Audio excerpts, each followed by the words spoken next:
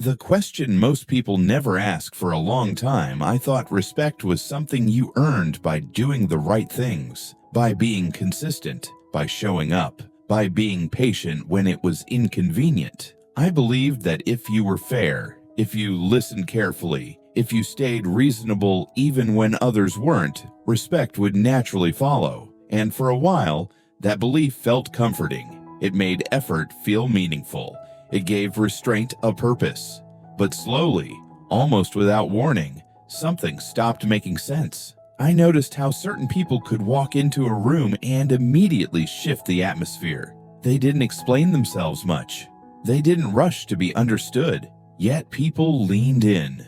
Their presence carried weight before they said a single word. And that's when the question appeared, not as frustration, not as anger, but as quiet curiosity. Why does respect seem to arrive naturally for some, while others work endlessly for it and still feel unseen?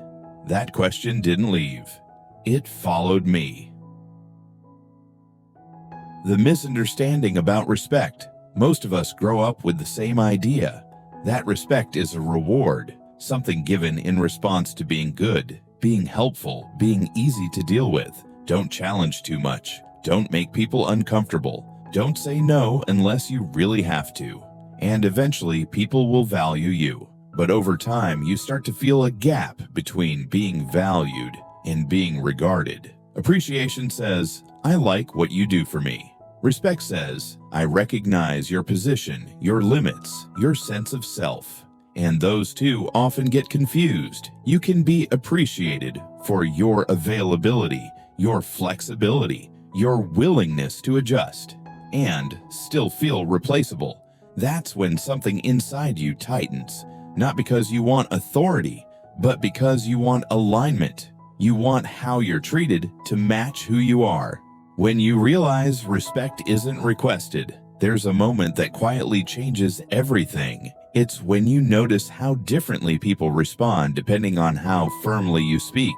When you hesitate, they lean in. When you soften, they push a little further, and you start recognizing a pattern you can't unsee. The more you explain, the more your words seem to lose gravity. The more you accommodate, the more your boundaries feel optional. That's when a difficult realization sets in. Respect isn't negotiated through kindness alone. It's communicated through clarity. Not loud clarity, not aggressive clarity, but grounded clarity.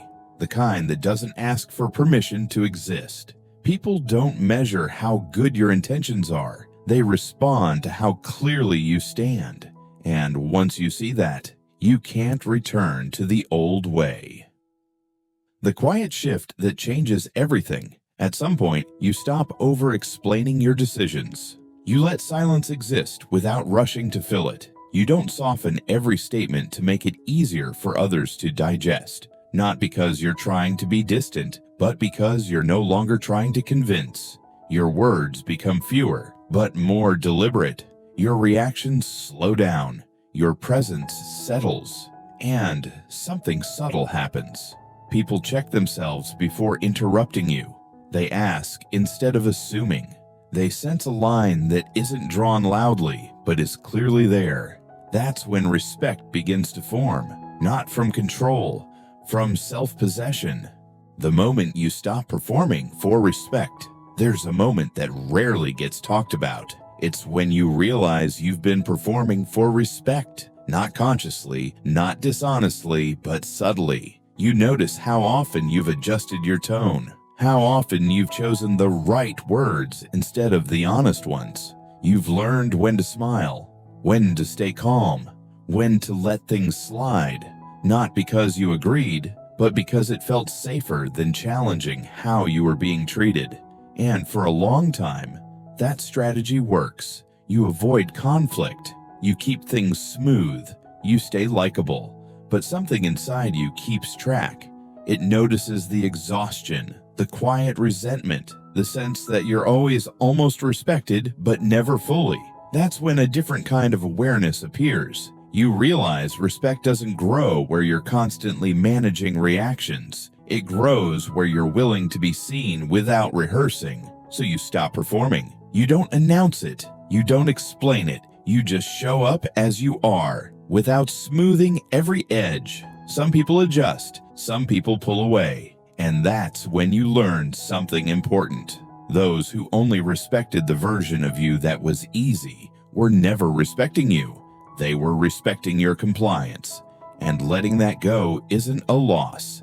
It's a correction. What being respected really costs. Here's the part few people prepare for. Being respected often costs you a certain version of connection. You may disappoint people who benefited from your flexibility. You may no longer be everyone's favorite. And that can feel isolating at first, because respect doesn't always arrive wrapped in warmth. Sometimes it arrives with space. But that space isn't loss. It's recalibration. Others adjusting to the version of you that no longer negotiates their own worth. And maybe the quiet truth about being respected is that it doesn't feel powerful. It feels calm, because you're no longer trying to earn something that should never have been up for debate.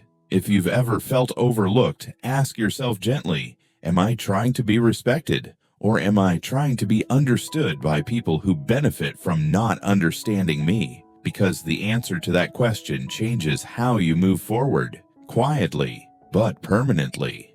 Thank you for taking the time to watch and listen. I wish you good health, and I hope you're able to find enough quiet to hear yourself clearly, even in a world that keeps getting louder.